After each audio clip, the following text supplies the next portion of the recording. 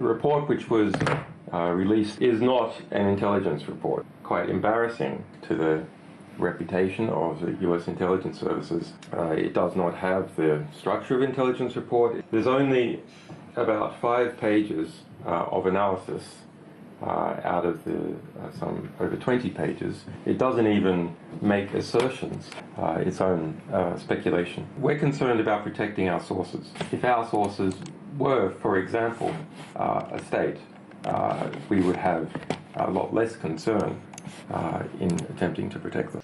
For more on the hearing, I'm joined tonight by John McAfee, cybersecurity legend and developer of the McAfee antivirus, and also the CEO of MGT. Great to have you with us tonight, John. I appreciate your time. Characterize what you heard today on Capitol Hill. How conclusive is it? Well, I'm going to be very frank with you and the American public. I think that today, the most deceptive propaganda to date was perpetrated on the American public. The data that was presented, the evidence was called from a thing called the Grizzly Step Report, put together jointly by Homeland Security and the FBI. In there are 4 facts which they claim prove that Russia did this hack. It was utter nonsense. The information was, number 1, Russian language was found in the malware. Number 2, a Cyrillic keyboard was used. By the way, the forensic science can now tell what type of keyboard was used to develop a piece of malware. Number 3, the compiler, that is the piece of software that compiles the code so that it can execute always dates and timestamps. It said that the timestamps were in a time zone for the business hours of Moscow and St. Petersburg and other places in Russia. And then number 4, that the IP address pointed to a Russian address. Now, let me go through this and try to make it very simple for the American people. If the CIA wanted to hack Russia, the things you would not do is you would not include the English language in your software, because that would then exclude everybody except English-speaking nations. You would certainly not use a keyboard that everybody knows that the CIA uses, whatever keyboard they use. You'd have them use a Chinese keyboard or something else. You would certainly remove the date and timestamp from the program so that you couldn't tell what business hours or what zone you were in when it was compiled. And number 4, you would absolutely not have an IP address that points to you. Because, seriously, if Russia declared war on us because we hacked Russia, and the head of the CIA or the intelligence committees came to Congress and they said, well, what happened? Oh, well, you know, we didn't have time to remove the English language. We didn't have time to remove the date stamp. We didn't have time. The guy that couldn't use the Chinese keyboard, so we gave him our regular keyboard.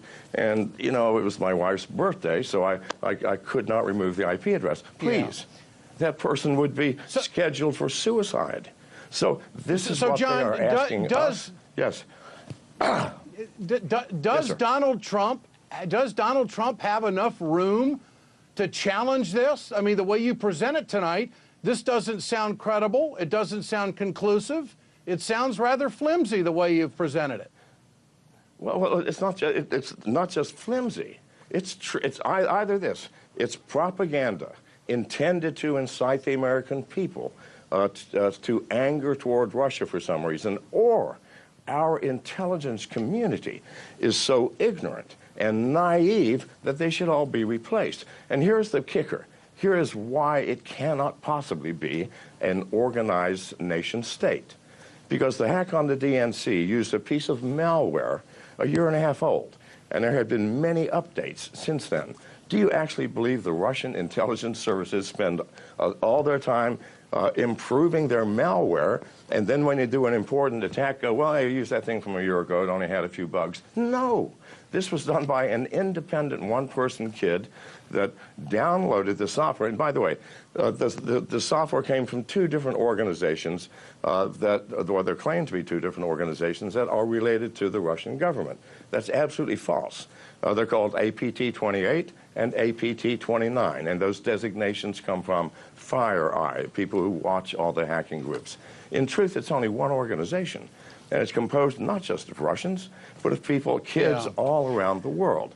You can go on the dark web, download the software, hack somebody. And so this kid had obviously downloaded it a year and a half ago and had not bothered to update it. Please, this is not an organized hack, and certainly not a nation state that did this.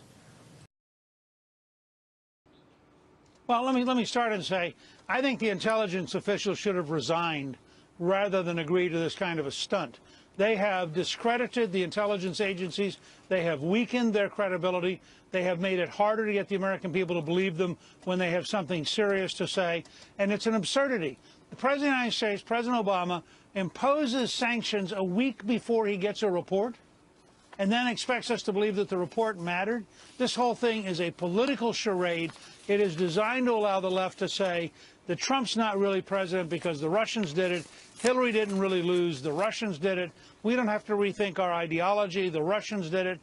And frankly, I think it's just stupid. And I think it's very dangerous for President Obama once again to undermine American security by discrediting the intelligence agencies and asking his hand-picked political appointees to go out there and say things that they can't possibly back up.